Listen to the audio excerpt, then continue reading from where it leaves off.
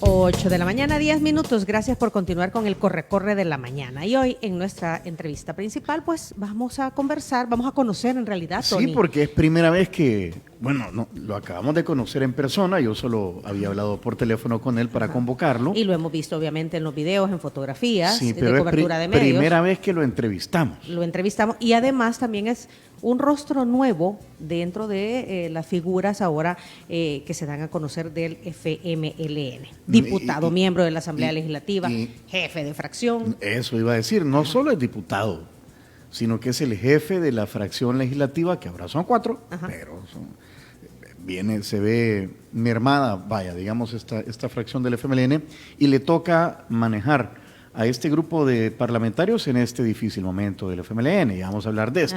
Que también no solamente es difícil la asamblea, sino que también la fracción misma. Así que Jaime Guevara, mucho gusto, bienvenido. Es un placer estar con ustedes, muchas gracias por la oportunidad y me siento como en casa, me han recibido muy bien, así que estamos listos para hablar de política y de lo que ustedes consideren. Jaime, es que aquí todos los que aceptan nuestra invitación son bienvenidos, ¿verdad? El que no viene es porque no quiere. Sí, muchas gracias. Jaime tiene 35 años. Sí, 35 años, jefe de fracción del FMLN, originario de Morazán, ¿verdad? Cuéntenos de allá por dónde. ¿De allá por dónde? ¿De allá por dónde? La historia mía, yo casi me siento parte de 3 municipios, porque mi mamá es de un municipio del norte, de Huateca, y mi papá de Perquín.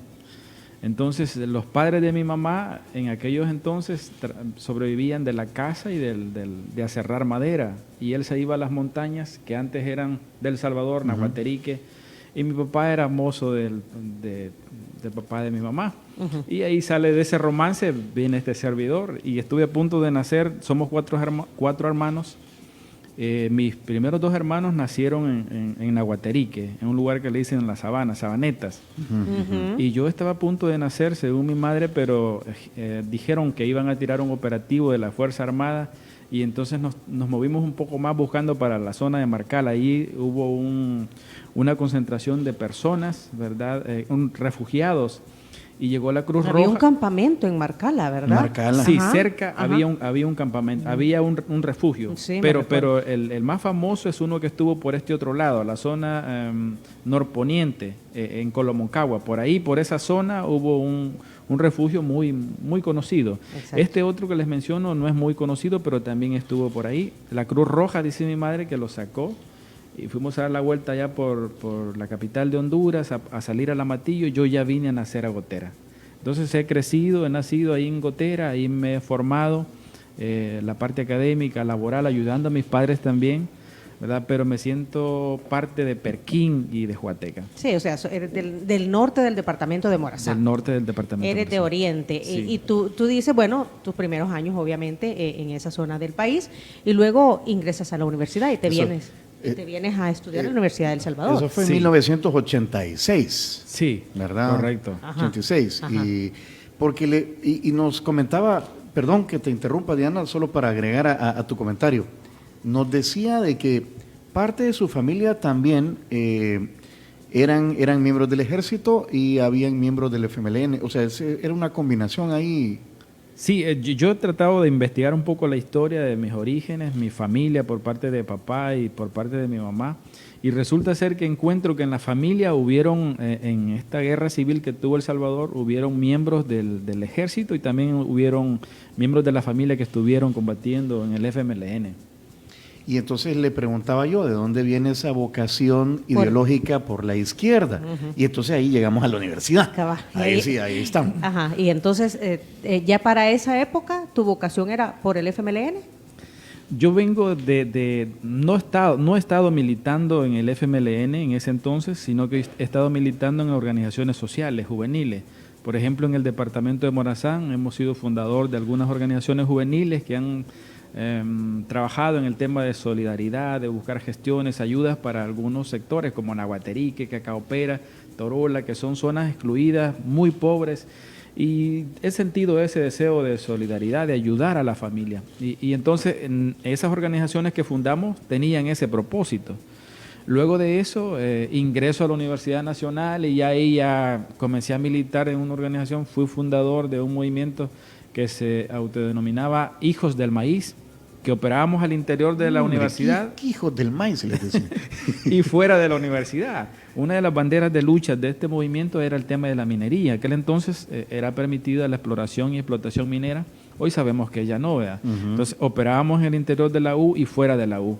Y en una de esas jornadas que nos invitaron como FMLN, de parte del FMLN a dar ese tipo de jornadas, ahí alguien me observó y ya comenzó a tener relación conmigo. ¿Y te capturó? Me capturó, me reclutó. Te reclutó. ¿Tu Sí. formación profesional? Dices que estabas en la Universidad Nacional. Sí, tuve la oportunidad, egresé de la universidad, saqué una ingeniería en ciencias agronómicas, luego saqué un profesorado y continúo estudiando porque me gusta estudiar. Ahorita estoy en una tesis, en una maestría sobre cambio climático en la Universidad de Puerto Rico, UNINI, Puerto Rico, En línea. En línea. Ajá. ¿Y quién te recluta en el FMLN? Hay un compañero ahí que era como el referente político ahí, de apellido Chicas, y comenzamos a hacer clic con Eugenio, él. no. No, en Morazán, en Ah, Morazán. ah, No, ok. no, Eugenio es de Suchitoto, creo yo. ¿Vea? No. O tiene intereses ahí tenía intereses en Suchitoto. Jacqueline es de la zona de Suchitoto. Suchitoto. Ajá, Ahí Jacqueline viene ella. Rivera, ahí viene ella. Ajá, ajá. No, con este tipo de dirigentes quiero decirles que yo los he visto por la televisión cuando fueron funcionarios, pero no he tenido ningún tipo de relación. Mi militancia ha sido más con aquellos militantes del FMLN en Morazán. Los representantes locales. Locales, lo que dices. locales. Ujú, Bueno, ujú. estuve en otras estructuras también, ¿verdad? Es decir, desde que entré al FMLN asumí algunas responsabilidades. Fui secretario departamental de Juventud, luego integré la Secretaría Nacional de Juventud, miembro del Consejo Nacional y también directivo municipal de la directiva, específicamente en Gotera. Entonces, en todos estos niveles que he estado como dirigente del partido, he tenido esa relación, pero más con las bases allá en Oriente y un poco más a nivel nacional cuando integré la Secretaría Nacional de Juventud. ¿Esta es tu primera intervención como candidato a un puesto de elección popular o ya antes habías sido candidato? En el 2012 yo participé como candidato al Consejo por la alcaldía de Gotera. En el 2015, también participé como candidato a diputado, iba en la tercera casilla. Ajá. En otras condiciones. Ahí todavía teníamos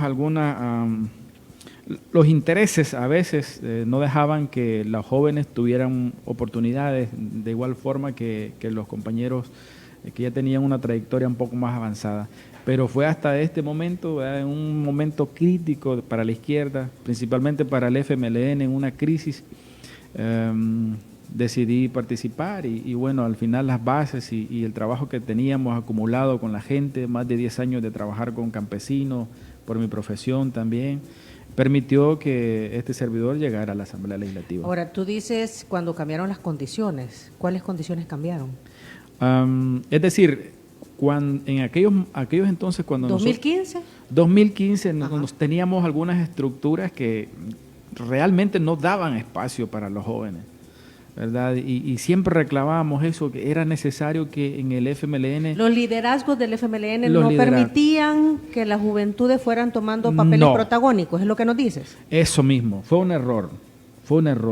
Y hoy lo estamos pagando caro, porque muchos jóvenes en la izquierda con muchísima capacidad que deseaban integrar o participar en puestos como funcionarios. ¿De elección popular? Sí, de elección popular. Y entonces nosotros, por ejemplo, en el departamento de Morazán, desde el 92, desde la firma de los acuerdos de paz hasta 2015, imagínense, no se habían cambiado los dirigentes, las estructuras estaban ahí todavía desde esa época. Entonces, y ese descontento también de alguna forma hizo que en la base, que en la militancia hubiera como alguna especie de rebeldía y dijeron, no, hoy nos vamos con Jaime y vamos a apoyarlo, y así sucedió. ¿Eran de dedo las candidaturas? Siempre han habido algunas cosas que no son correctas, ¿verdad?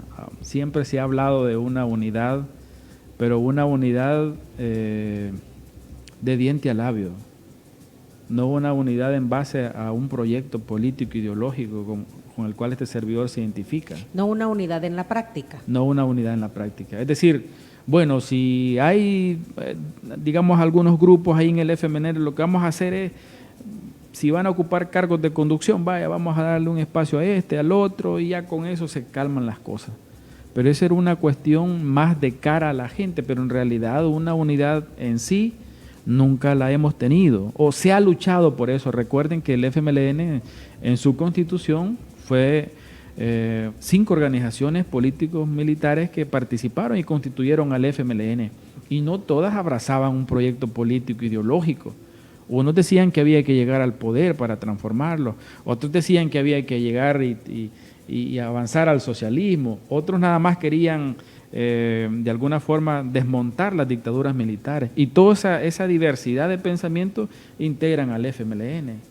Hubo muchísima capacidad en aquel entonces de poder articular ese tipo de pensamiento, esa diversidad de pensamiento.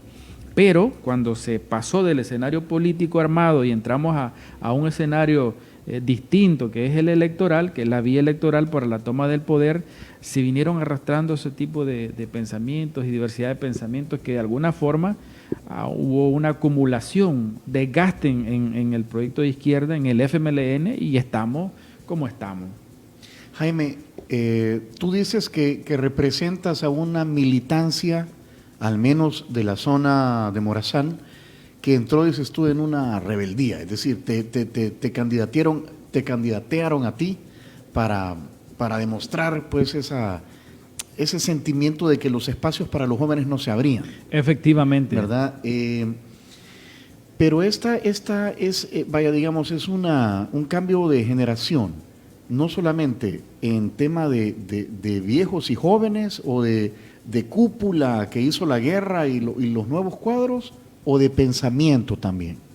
Bueno, nosotros, los orígenes con los cuales se constituye el FMLN, ¿vea? Antes de que se constituyera el partido, nosotros veníamos como país, en la historia de nuestro país, de la defensa por los derechos de los más humildes. Ustedes recuerdan la historia, Anastasio Aquino, Feliciano Ama, que fueron indígenas, campesinos que lucharon por las tierras de sus familias. Toda esa lucha que nosotros abrazamos constituyen a un FMLN con la visión de transformar este país, con la visión de ayudar a las inmensas mayorías. Eso no lo queremos perder, no lo podemos perder, porque con eso se constituye el FMLN, es decir, abanderar aquellas luchas del pueblo, todas sus necesidades, y tratar de garantizar, vea, que esas luchas se puedan legitimizar y incidir en la política para que eso se logre. ¿Y en qué momento entonces se perdieron y no siguieron esa línea? Yo creo que la descomposición, porque hay que decirlo, nosotros tuvimos una descomposición cuando se llegó a administrar el aparato del Estado. Y si revisan en la historia de Latinoamérica, la izquierda ha sufrido muchísimos reveses cuando arriba al poder, ¿verdad? Pero una vez estando en el poder, hay un montón se acumula algunos desaciertos, ¿verdad? No, con esto no quiero decir que una vez llegando al poder no hicieron transformaciones, no se hicieron cambios en este país. Efectivamente, ahí están los números, ahí están las estadísticas que podemos hablar sobre el tema, pero también la llegada al poder y tratar de generar la gobernabilidad que se le llama. Nosotros como FMLN, digo nosotros, pero yo no he estado ahí, por supuesto, si hablo en términos generales, se permitió que llegaran algunos aliados a ocupar puestos importantes, y tuvimos ministros, tuvimos directores, tuvimos funcionarios de alto nivel que venían de la derecha y que de alguna manera impusieron sus ideas, y dejando de lado aquellas ideas por las cuales se había luchado. También algunos dirigentes que también formaron parte de esto, ¿verdad? Y eso que hemos venido acumulando nos tiene en un estado complicado, ¿verdad? Complicado. El pueblo nos ha dejado 4 diputados, este servidor y 3 diputadas, 8 en total con los suplentes, y nosotros queremos partir de ahora en adelante en dar un giro en el FMLN, regresar a los orígenes con los cuales el FMLN se constituyó, y por supuesto, por la pregunta que hace él, modernizar el tema de los escenarios de lucha. Nuestras herramientas de lucha deben de cambiar. No podemos, hay cosas que no se deben de dejar de hacer. Por ejemplo, el contacto directo con la gente, que fue una de las de las mejores herramientas que tuvo el FMLN, de llegar a las casas, a visitar, decirles cuál era nuestra idea, nuestra visión al llegar al poder, pero también ahora nosotros nos hemos dado cuenta que en el tema de la tecnología, las redes sociales y todo lo que tiene que ver con redes sociales, nosotros nos vimos en desventaja en estas elecciones pasadas. Y cuando nosotros íbamos a los territorios y nos echábamos horas visitando a la gente en 5 o 10 minutos, estos bárbaros llegaban a todo el país, ¿verdad? Ahora con este tema del neuromarketing. ¿Quiénes son los bárbaros?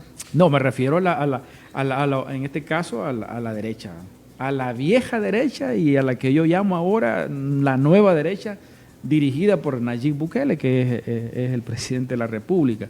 Entonces ellos fueron muy hábiles y montaron una maquinaria propagandística muy sofisticada, muy avanzada, capaz de llegar hasta aquellos rincones donde nosotros nos tardamos semanas o días para poder llevar y presentarles nuestra oferta electoral. Ok, en esta nueva fracción, porque tú eres el jefe de fracción, Jaime, ¿se quieren desligar entonces de lo que hizo el FMLN anteriormente? De las cosas buenas jamás. Porque hay cosas positivas que se hicieron, de ahí tenemos buenos dirigentes, tenemos también ejemplos de dirigentes, de los viejos dirigentes que mostraron con su ejemplo que se puede hacer un tipo de funcionario distinto. Entonces, ese legado y las cosas buenas que se hicieron en los gobiernos locales y en el gobierno central, nosotros queremos seguirlo abrazando. Pero sí queremos ser contundentes y separarnos, ¿verdad?, de todos aquellos vicios que descompusieron a nuestros compañeros, a nuestros aliados estando en el poder. De eso sí nos desligamos y nosotros lo reconocemos para corregir, para enmendar, pero no lo podemos cargar, ni mucho menos este servidor, porque yo les decía en un principio, yo represento una nueva generación en la izquierda. Nayib Bukele es uno de esos aliados, porque Nayib Bukele estuvo dentro del FMLN. Correcto. ¿A ese tipo de aliados te refieres? Ahí empezó. Ustedes si recuerdan, Nayib Bukele incluso, bueno, él viene de un estatus social distinto al de nuestra militancia, el de nuestros dirigentes, y en ese entonces él utilizó la bandera del FMLN para ser alcalde en Nuevo Cuscatlán, luego en San Salvador, y con las pretensiones de algunos dirigentes también, de que como aliado también podía llegar a la presidencia y ser el sucesor de en este caso de Sánchez Serén, y él nos conoce bien, se hicieron negocios también con él, sí, sus empresas, y de alguna forma también él tuvo que ver en eso. Jaime, hay gente que te liga a ti con un dirigente histórico señalado por la lista Engel, que es José Luis Merino, y te tenemos que hacer la pregunta, porque también ha sido ríspida la relación entre los 4 diputados que han quedado. Es lo que uno percibe desde afuera. Está Dina Argueta, Anabel Belloso, está Marleni Funes. Y tú. Sí. Entonces, dicen que Marleni y tú agarran por un lado y que Dina y Anabel agarran por otro, y que incluso han votado distinto. Y sacan comunicados también distintos. Y entonces dicen, es que responde a los intereses. Jaime responde a los intereses de José Luis Merino. ¿Es eso cierto? Hay algunas cosas que son ciertas sobre el planteamiento que usted hace y otras que no. Lo que sí es cierto es que nosotros hemos votado diferenciado. Estamos de alguna manera usando el criterio propio y también acompañamos algunas iniciativas de ley, específicamente en algunos financiamientos, en algunos créditos que son demandas de la población y que decidimos respaldar, y ahí nos vimos un poco separados. Un ejemplo es en el tema del FODES. Hay una crisis terrible en los municipios y nosotros no solo somos 4 funcionarios como diputados, tenemos 30 alcaldes. Solo donde yo vengo, el departamento de Morazán, tenemos 3 alcaldías y 30 regidores más o menos. Esta gente ha pasado más de un año sin recibir ningún centavo.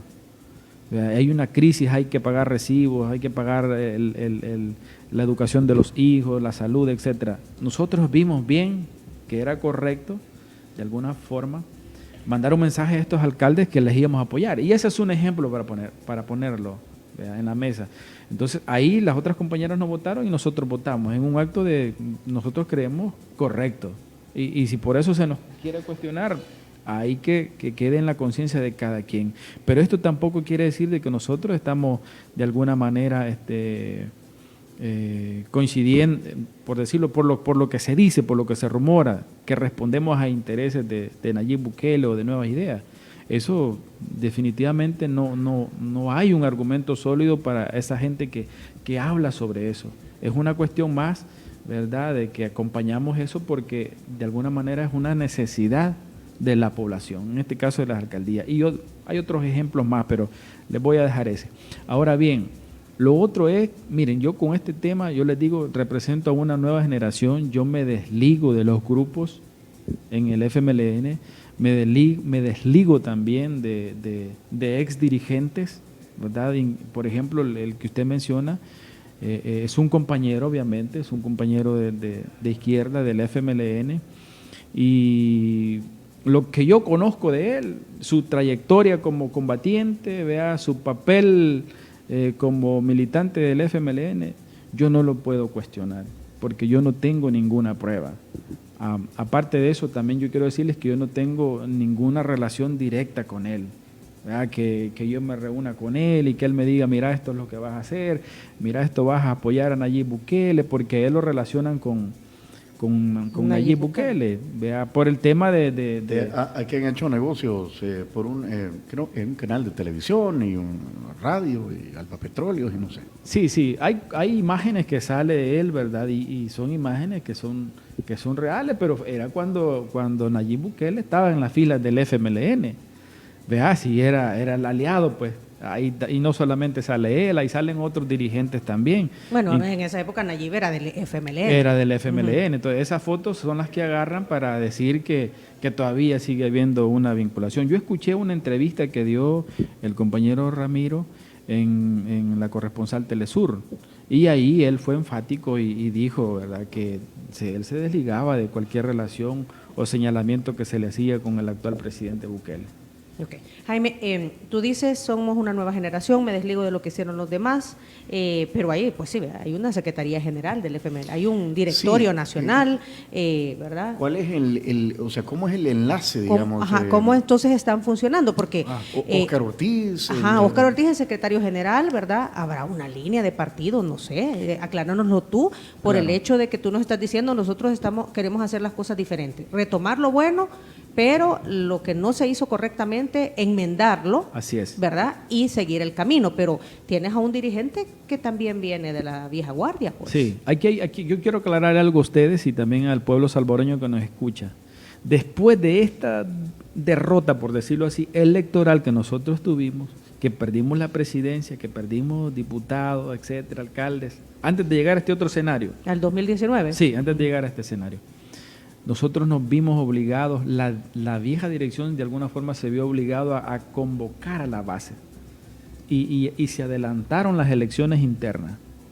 Vea qué interesante este dato. Producto de ese adelanto de las elecciones por lo ocurrido, por la crisis en la que habíamos entrado, las bases a nivel nacional se inscribieron a participar en las nuevas direcciones a todo nivel, municipal, departamental y nacional.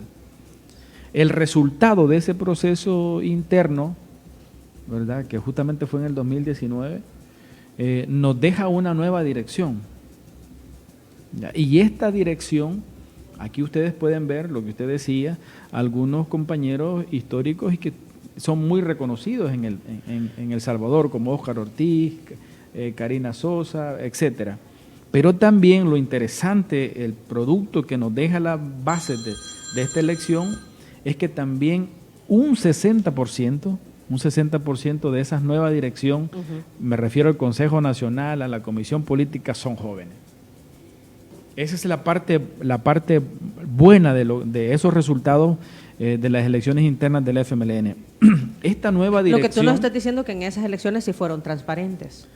No Sí. hubo dados cargados. No, porque bueno, nosotros vimos... Porque elecciones ya habían habido antes. Ya habían Ajá, habido, ya ajá. habían habido, pero lo que pasa era de que por esos famosos consensos, esas elecciones se resolvían ubicando vos sos de este grupo, vos sos del otro, y ahí se acababa el cuento. Hoy no, por primera vez, desde que yo milito en el FMLN, pude ver de que hubo una elección que se dejó a criterio de las bases, y una de las consignas que se pregonaron fue el poder a las bases.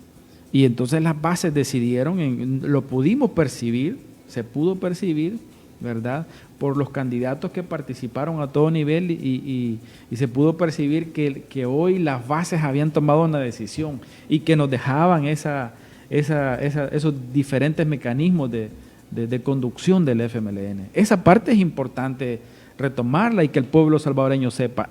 Ahora, esta nueva dirección, ¿vea?, incluyendo algunos compañeros históricos, pero también en su mayoría por jóvenes, están tratando de hacer ajustes en el FMLN, ¿vea? Están tratando de ceder un poco más de oportunidades a las bases para que puedan participar. Después de eso nos inscribimos a las elecciones internas y así es como este servidor está aquí. Seguramente no hubiera podido en otras condiciones y vimos la participación. Fue impresionante. Lástima que fue en un momento, por decirlo así, quizás un poco tarde, quiero contarles. Pero la participación, las elecciones internas a nivel nacional, tuvimos una enorme cantidad y casi todos los candidatos del FMLN quizás en un 60-70% eran jóvenes. Participaron también... Y se cambió el 60% del directorio, dice. Sí. 60% es gente nueva, Es gente gente joven, nueva. ¿verdad? Hay gente también de la vieja guardia. Pero Correcto. retomando entonces, nos queda claro el punto que dices, Sí. en el 2019, luego de la derrota del Consejos Municipales y Alcaldes y Diputados, entonces sí se dan unas elecciones internas transparentes. Ahora bien, retomando 2021, con la dirigencia actual, Óscar Ortiz al frente de la Secretaría General, ustedes queriendo hacer las cosas de una manera diferente, ¿a quién responden? ¿Cómo responden? ¿Cuál es la directriz? Respondemos a la nueva dirección. La nueva dirección ahorita, quiero contarles, después de todo lo que ocurrió, de lo que perdimos en estos espacios como funcionarios públicos, ¿verdad? Hay de todo. Ustedes van a escuchar que por un lado están criticando esa nueva dirección, por otro lado critican este servidor, y hay una serie de cosas a nivel interna. Aquí hay que tener cuidado también porque sin temor a equivocarme, yo sé que hay incidencias de otros grupos que no son afines a la izquierda, pero que de alguna manera promueven y siguen promoviendo el tema de la división en el FMLN, y muchos compañeros militantes caen en esto. Pero yo quiero decirle al pueblo salvadoreño que también justamente en estos momentos esta nueva dirección se ha planteado un debate al interior del FMLN. Se está desarrollando un debate a nivel nacional, ¿verdad?, en condiciones adversas, por supuesto, pero ahí se está discutiendo con las bases, ¿verdad? La gente está diciendo muchas cosas importantes, se está definiendo cuál es el rumbo de la izquierda, y este servidor es de la idea que la izquierda en Latinoamérica, la izquierda en El Salvador debe refundarse. Y esa es la apuesta, vamos a refundar la izquierda. ¿Y cómo debe ser refundada? Bueno, ahí lo que nosotros pregonamos siempre es en base a las necesidades, a los intereses de la inmensa mayoría.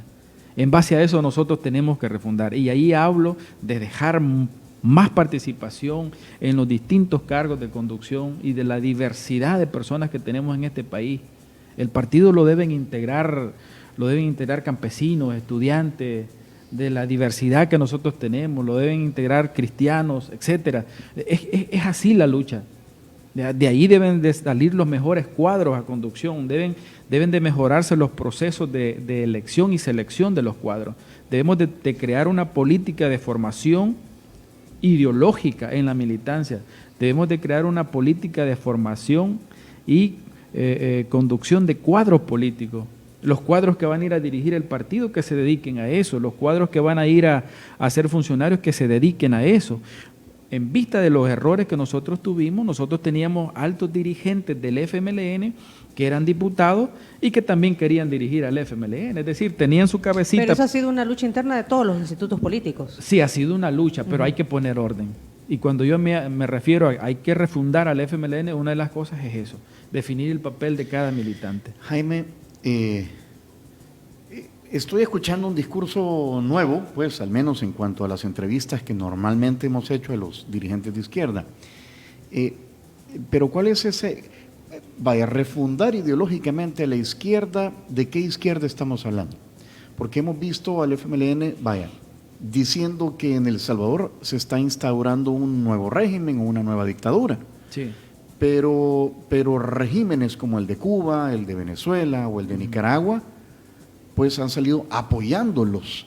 Entonces, hace un cortocircuito cuando algunas situaciones de estos países podrían coincidir con lo que pueda ocurrir en nuestro país. Es decir, ¿hay una dicotomía ahí o qué sucede? O sea, ¿por qué apoyar a regímenes o dictaduras y decir que aquí se está instaurando una dictadura también, pero esta sí la critican? Sí, bueno, en este caso nosotros, cuando hablamos de refundar a la izquierda, nosotros también debemos de jugar un papel en esta poca democracia que se construye, ¿verdad? Después de la firma de los acuerdos de paz, que se ve de alguna forma, se ve amenazada por lo que nosotros vemos. Nosotros queremos seguir construyendo democracia y respetando también la diversidad de pensamientos, si es que nuestra Constitución establece que somos un Estado republicano y que existe diversidad de pensamiento, pero eso tampoco nos puede incomodar de que este servidor, por ser oposición al gobierno y haga una crítica, haga una observación, se me vengan encima todos. En eso nosotros, en este país, nosotros tenemos y seguir luchando por eso. Al igual, esta lucha de la izquierda debe ser a nivel de continente, pero hay cosas que también nosotros apreciamos y valoramos en la historia de los países que siempre han luchado por la emancipación de sus pueblos, por la soberanía, por la autodeterminación. Y una de las cosas es lo que usted planteaba, el tema de Cuba. Bueno, nosotros incluso aprovecho la oportunidad para solidarizarme por todo lo que está ocurriendo en Cuba. Vea, ahí hay problemas que debe ser el mismo pueblo cubano que debe de resolver. Entonces, cuando nosotros vemos agendas políticas vea, que quieren incidir en el pueblo cubano, ahí no estamos de acuerdo, porque cada pueblo tiene que luchar por su soberanía, ¿verdad? por resolver los problemas como patria. Y yo, por toda la historia que abraza Cuba desde el triunfo de la revolución, nosotros, eso es una de las cosas que nosotros valoramos. Vea, esa dignidad con la cual este pueblo ha sabido salir de esa ficción, de esa crisis que tienen. Cuba ha estado en problemas económicos muy complicados. Hubo un tiempo especial de la recesión, vea, que fueron etapas duras para Cuba. Y hoy Cuba, a pesar de todo eso, 60 años después, han transformado mucho a su pueblo. Son un referente para el mundo en materia de solidaridad, lo pudimos ver en la pandemia, son un referente para el continente latinoamericano en avances tecnológicos en la ciencia. Pero también es lamentable ver que en Cuba ahora hay hasta 2 vacunas listas para poder inmunizar a su pueblo, pero también por otro lado tienen deficiencias en los productos, como una jeringa para poder suministrar esos productos. Y eso no es un tema que el pueblo cubano o que las autoridades de Cuba lo desean. Ese es un tema que tiene que ver con un bloqueo que tiene desde hace años. En eso no estamos de acuerdo, quiero ser enfático. Ya en el tema de las dictaduras y todo eso, yo creo que ahí debe ser un tema que se debe de tener otras vistadas, ¿verdad? Debe tener otras miradas, ¿verdad? Pero yo no puedo decir contundentemente que es una cuestión de represión y contra el pueblo, porque la verdad no conozco en sí, vea, de parte de este otro sector que está en esas revueltas, vea, que cuáles son sus reclamos. Sí sé lo que está ocurriendo, la misma crisis del COVID y las limitantes que tiene el pueblo cubano. Ante eso estamos solidarizándonos con ellos. Vaya, pero Miguel Díaz-Canel no está reprimiendo al pueblo. Bueno, cubano. Hasta ahora, hasta lo que nosotros hemos visto hasta este momento, es que hay incluso de parte del presidente salir a defender ese proceso que ellos consideran que les ha costado mucho, ¿verdad? Y yo, por ahora, yo no he visto represiones, ¿verdad? O acláreme usted, porque por lo menos yo ahorita no he visto. Lo que sí he visto yo es que ha habido vea un llamado a que la gente salga también a expresarse para aquellos que consideren que lo que Cuba ha logrado, lo que Cuba tiene, vale la pena defender. Eso sí, yo lo hemos visto y hemos visto por ambos lados, aquellos que están en contra, ¿vea?, del gobierno y aquellos que están en la defensa ahí. Serán ellos al final, de acuerdo a su constitución, a sus leyes, que puedan salir de ese impasse y de ese problema. O, por ejemplo, meter presos a todos los candidatos presidenciales. Daniel Ortega en Nicaragua por una ley que todo dice aquel que esté en contra del gobierno es traidor a la patria y que por eso va preso. Y que por eso te inhibe de participar en procesos políticos como pero una no solo te candidatura. inhibe, está chivo que te inhiba, te llevan, pero te llevan. te meten al bote. Ajá. En estos son temas bastante complejos, ¿verdad? El caso similar por aquí, por ejemplo, yo he escuchado a algunos colegas de ustedes, ¿vea?, pero periodistas en este país, incluso algunos que estaban haciendo algunas investigaciones y que también ya los movieron de El Salvador, ¿vea?, y lo sacaron bajo algunos argumentos. En ese tipo de acciones este servidor no está de acuerdo. En cualquier parte del mundo donde se dé este tipo de cosas, yo creo de que lo importante, lo que la izquierda debe promover, lo que nosotros debemos promover es el libre debate, la cultura del debate, y vamos a debatir con ideas a la oposición, venga donde venga. Estas son mis ideas de izquierda, esto es lo que quiero hacer yo por el país, de la izquierda como tal. Sí, ¿no? pero, Y yo represento esa idea, yo represento ese proyecto. Entonces, estas ideas que yo represento son las que también deben de representar todos aquellos que dicen ser de izquierda. De acuerdo a tu forma de pensar en la izquierda. Sí, de acuerdo en base a nuestro marco político filosófico. Porque tú mismo dices, pues sí, que la izquierda no siguió el camino debido y que por eso han perdido los espacios políticos que se han perdido. Y lo sostengo. Y lo sostengo. Sigue siendo un tema para la gente de izquierda, derecha, hacia arriba, adelante, al centro, para adentro, o ya no, vaya, los jóvenes, o las personas que mayoritariamente, porque lo vemos en las encuestas, le han dado su apoyo, vaya, a Nayib Bukele y a su proyecto de nuevas ideas. ¿Es un tema de ideologías o es un tema de popularidad o es un tema de quién resuelve los problemas o es un tema de aquel otro tiene la culpa y yo soy el nuevo, lo mismo de siempre? O sea, ¿de qué se trata hoy todo? O sea, ¿en qué cree la gente? Sí, bueno. Políticamente hablando. Políticamente hablando, todo lo que sucede aquí, ¿verdad?, y lo que sucede en el mundo, decía un filósofo por ahí, tiene que ver con la lucha de clases. Y eso, aunque le quieran esconder esos conceptos a la gente, teóricos, ¿verdad?, que ya están establecidos ahí, que es una ciencia que nos ayuda a interpretar lo que ocurre en las sociedades, eso está vigente. Todo lo que pasa aquí, incluso el arribo del populismo, pasa también por una idea, Es decir, que le digan a la gente, no, que ya no existen las derechas, que ya no existen las izquierdas, eso es falso. Aquí siempre hay ideología, ¿verdad? Y quien promueve, ¿verdad?, quien mejor trabaja en ese escenario político, por decirlo así, es el que termina imponiendo sus ideas. Y eso está así, y lo dicen las ciencias filosóficas, lo dicen las ciencias políticas. Así que ese cuento de que no hay izquierda ni derecha, eso, a menos en este servidor, no cabe. Ahora bien, la mayoría del país, uno de los problemas que nosotros tenemos en este país es que también hay poco interés por la formación política. En todos los escenarios, porque usted puede tener una tendencia de izquierda o de derecha, pero la formación política en nuestro país es muy poco. Apenas en las clases de sociales usted ve conceptos históricos, ¿vea?, y un poco de la modernidad, pero así muy general. Es importante que el pueblo salvadoreño sepa de política, dónde estamos, para dónde vamos, cuál es el papel de la política en el desarrollo de los pueblos. Y aquí nosotros hemos visto, ¿vea?, al final, acciones que terminan concluyéndose en el sentir y pensar del pueblo como acciones populistas, mediatistas, ¿verdad? Y quien me resuelve el problema, ese es el líder con quien yo me quedo. Es una cuestión bastante natural, pero tras de eso también en la política siempre hay ideas que se imponen, ¿verdad?, y que esas ideas siempre representan a una clase social. Yo no puedo decir ahorita, ¿verdad?, que las ideas del actual presidente y de su grupo ahí representan al pueblo.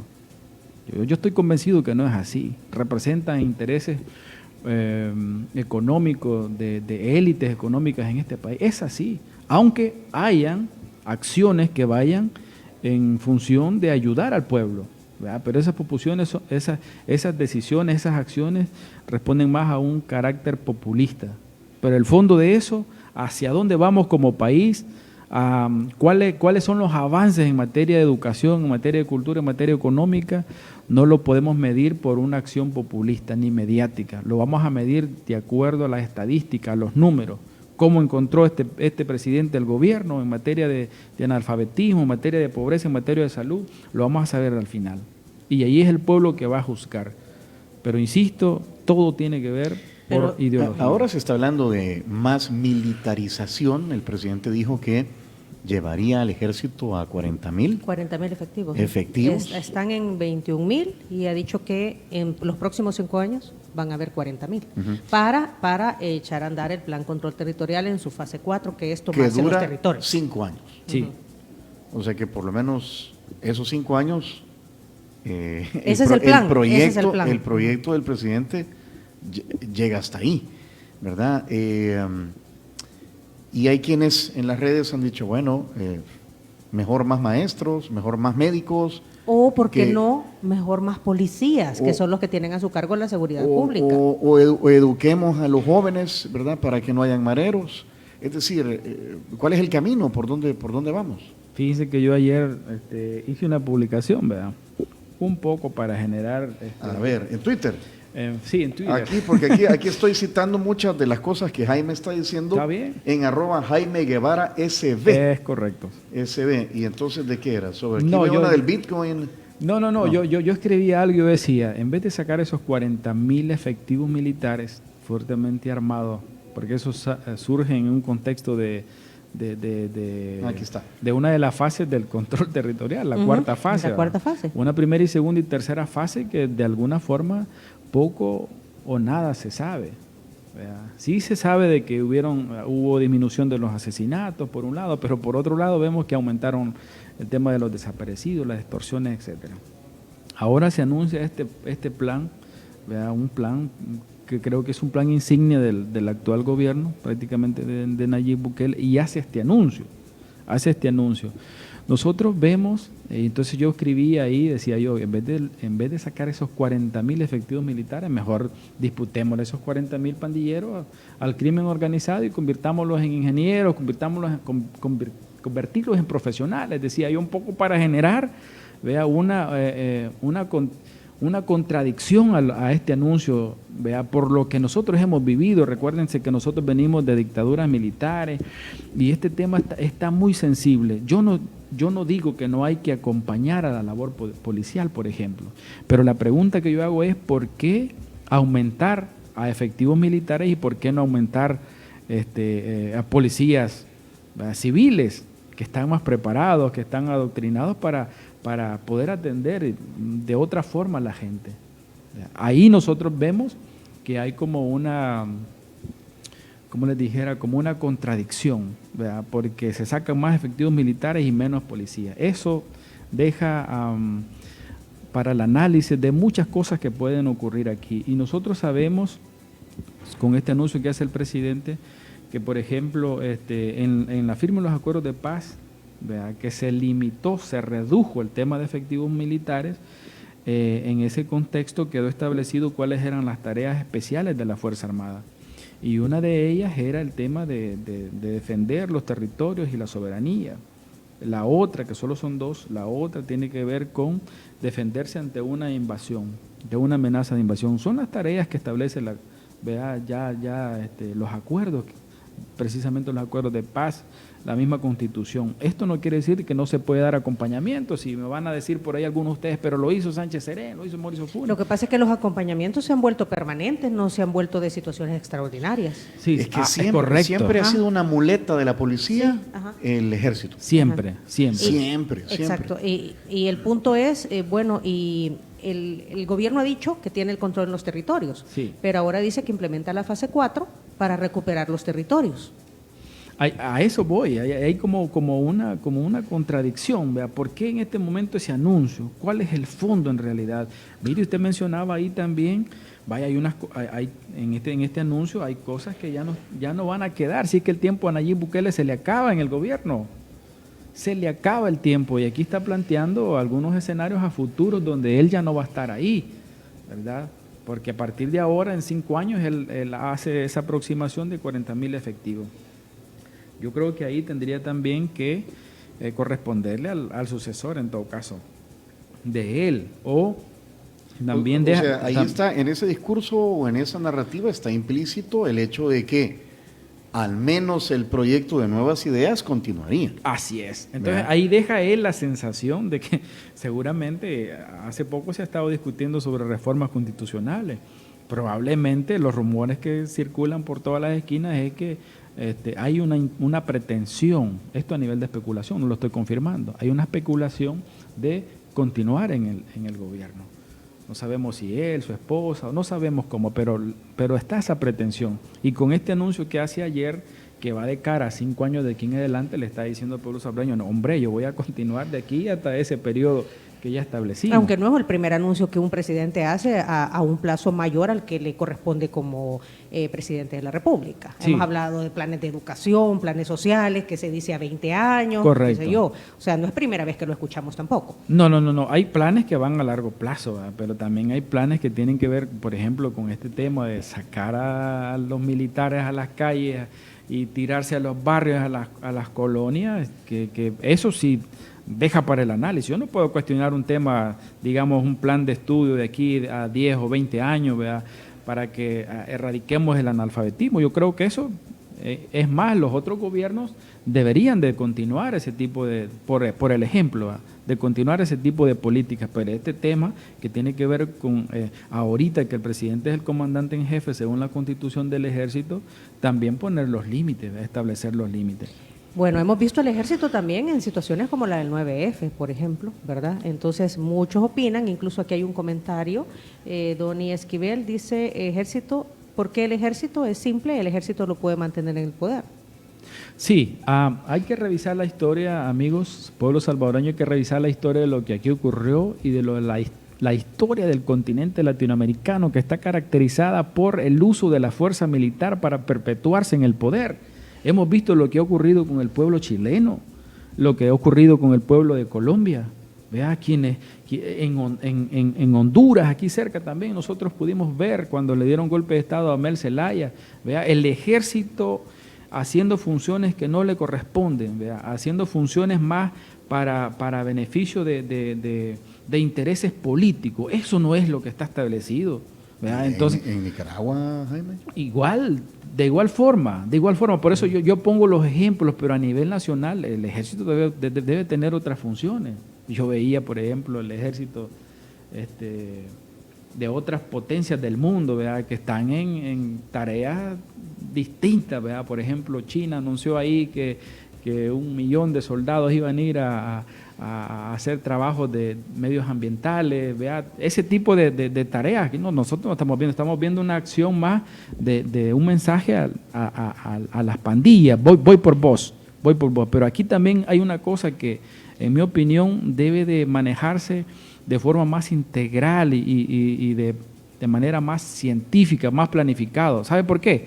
Porque ahorita con esto quieren atacar el fenómeno, pero no las causas. Aquí hay esos dos aspectos que deben de estudiarse, las causas y el fenómeno. El fenómeno son las pandillas, sí, en cada barrio está un joven, perdemos los jóvenes porque de 12, 10 años los están reclutando, pero las causas, ¿cuáles son? Esas son las que debemos de atacar, y eso no se ataca, no se va a evitar ni se va a erradicar con militarizar al país.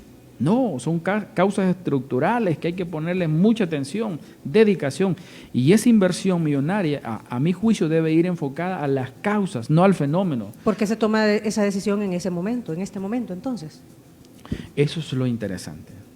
Yo ahí sería una pregunta que usted le debería hacer al señor presidente, ¿verdad? O en todo caso... No se deja hacerles preguntas, hombre. Quisiéramos, ¿verdad? Quisiéramos. Pero, de verdad, pero no. O al ministro de Justicia y Seguridad Pública. Sí, es una pregunta que ellos deben de responder. Claro, vea, ahí se riegan las especulaciones y los rumores que hay pretensiones políticas más en esto. Jaime, ¿tiene futuro el FMLN? ¿Revive el FMLN? La izquierda... Como última pregunta de la entrevista. Sí, la izquierda tiene futuro en este país. El FMLN está en las condiciones complicadas, en una crisis complicada, pero nosotros creemos que podemos salir de esa crisis. Hay que limpiar, esto es como la milpa para los campesinos, ¿verdad? Cuando la milpa llega a la maleza hay que pegar una chapoda si no es mucho, y si es mucho hay que raspar hasta dejar negrita la tierra. Jaime, para que el FMLN tenga incidencia en la Asamblea Legislativa, usted lo acaba de decir, hay que limpiar la casa. Hay que limpiar. Solo son 4 y hay diferencias. Sí, pero nosotros hemos tenido en la historia, conocemos de la historia en este país y en otras experiencias en el mundo de donde solo un funcionario es capaz de mover al país. Es que no se trata de números, se trata de calidad y de lo que representa un funcionario de izquierda. Por favor, discúlpenme los compañeros diputados que tuvimos ahí, que se sentaron a negociar con la derecha, se equivocaron. No podemos venir como funcionarios de izquierda debajo de la mesa, estar negociando con la derecha, mira, te voy a dar esto a cambio de esto. Y ese tipo de negociaciones nos pasaron factura y es lo que nosotros estamos pagando y lo vamos a señalar. La izquierda tiene que corregir eso. Nosotros tenemos que mandar un mensaje al pueblo salvadoreño de que vamos a ser funcionarios de otro tipo, porque por eso somos de izquierda. Pero yo cuestionaba algunas cosas y sigo cuestionando algunas medidas que tomamos como izquierda. ¿Verdad? Por ejemplo, ¿cómo es posible que un gobierno de izquierda ponga un decreto ejecutivo donde le pongan un aumento de la energía eléctrica al pueblo salvadoreño? Por favor, ¿por qué castigar al pueblo de esa manera? Y lo hicimos nosotros como izquierda. Sí, fueron los errores.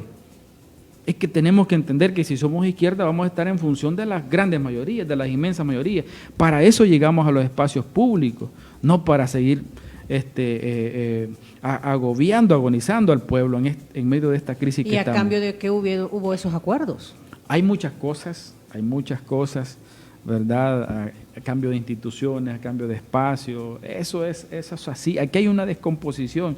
Ahora que yo estoy ahí hay una cloaca, ¿verdad? En esa asamblea, y me imagino que es en todos los partidos. Cómo estos espacios de poder, ¿verdad?, han sido diseñados para desformar, para desconfigurar aquellas ideas que tienen la intención de ayudar al pueblo. Ese es un espacio de descomposición. Y la izquierda, al llegar a esos espacios, tiene que estar consciente, primero, que es un espacio transitorio. Segundo, que está ahí por un mandato del pueblo y que se va a deber al pueblo y va a tratar de hacer un papel digno, decoroso de cara a la población. No entonces, podemos... ¿Le da la razón entonces al presidente Nayib Bukele sobre lo que ha sucedido en la Asamblea? A cualquiera que lo diga, ¿verdad? Porque no solo lo dice él, lo digo yo, lo dicen las bases, son espacios de corromper. Bueno, el mismo presidente que tanto habló de la corrupción y todo, del tema de los sobresueldos, con esas comisiones que están ahí, ¿verdad? Que este servidor decidió también decir que en nombre del grupo parlamentario y del partido que no íbamos a participar en esas comisiones porque no tenían ni una pizca de arbitrariedad, por decirlo así, ¿verdad? De que iban a poner las reglas sobre la mesa y que iban a sentar en esa silla a todas las fuerzas políticas, incluyendo esta actual administración. Y ahí vemos, ¿verdad?, los ejemplos de los sobresueldos en el actual gobierno. Entonces yo no puedo decir, miren, esto vamos a señalarlos a ustedes, vea, por los sobresueldos, por los actos de corrupción, pero yo no me voy a tocar, eso no es correcto. Lo ideal, les decía yo a los diputados de Nuevas Ideas, que tanto se pegan en el pecho diciendo que son los representantes del pueblo, vea, y que están haciendo las cosas bien, que esa oportunidad la dejaron escapar, vea, porque pudieron en ese momento también decir, vamos a cuestionar entonces y señalar entonces lo que está haciendo la actual administración. Pero eso no sucedió. Ahí vemos que hay incoherencia. Entonces, venga de donde venga, nosotros debemos ser correctos, debemos señalar lo que no está bien para corregirlo, porque hay un pueblo que sufre allá, que está demandando, que la política debe de cambiar, la política debe de ajustarse también. Jaime, se nos acabó el tiempo, ya nos están haciendo señas aquí la producción, son las 9:04. Interesante, pues quedamos en capítulo, vamos a ver cómo logra el FMLN salir de esta situación, si es que lo hace, ¿verdad? Y vamos a seguir muy de cerca las votaciones de ustedes, lo que hagan como fracción, ¿verdad? Sí. Pues sí, ahorita son los de la esquina, dicen, ¿verdad? Sí, ahí hemos hecho un resumen de los comentarios irrelevantes, están en la esquina, ¿verdad? Pero también son una realidad. Sí. Más No. poquitos, pero son una realidad.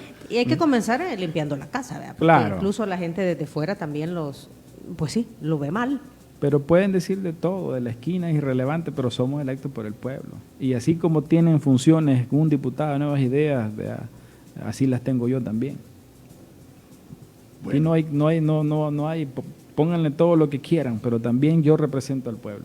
Muy bien. También estoy en esos espacios y también tengo voz y también tengo voto. Muy bien, Jaime, esta es una primera entrevista, ya conoces el camino, esperamos que regreses, que vuelvas. Hay obsequios de nuestros patrocinadores para nuestros invitados. Hemos estado hablando que aquí hay que consumir lo nuestro, ¿Esto ¿verdad? es- esto es café? Esto Sí, es café, café, es café. de Miren. Aviva Café. Qué regalo más hermoso. Yo les agradezco mucho, yo soy cafetero. Bueno. Ah, bueno. Sí, sí. Pues Tú con eres de eso- Morazán, Sí. Este café viene del occidente del país, de allá de las montañas de Santa Ana. Y del volcán Ilamatepec. Qué bueno, muchísimas gracias a sus patrocinadores y vamos a ir a disfrutar este cafecito. De hecho, Aviva es el café que se consume aquí en Diana Verónica y todo. Bueno, antes de irme tienen que darme un cafecito porque me dieron un té. Pero me bueno, quedaron bueno, No pendientes. pidió usted cambio, puede- hombre. Sí. Bueno, Aviva Café que también usted lo puede tener, llámeles al 7491-2645. En redes sociales los encuentra como Aviva Café SB. Y ya vino también San Martín, Tony. Ya vino San Martín, que está San Martín ya celebrando el bicentenario de nuestra independencia, y es por eso que en todas sus sucursales tiene platillos que son típicos, que son, de nuestra gastronomía. De nuestra Ayer nos mandaron, Torreja. la torreja. Gracias, la Allá torreja. en Morazán, ¿el qué será? El asiento. Es que es aguadita. ¿Qué comen? Pozol.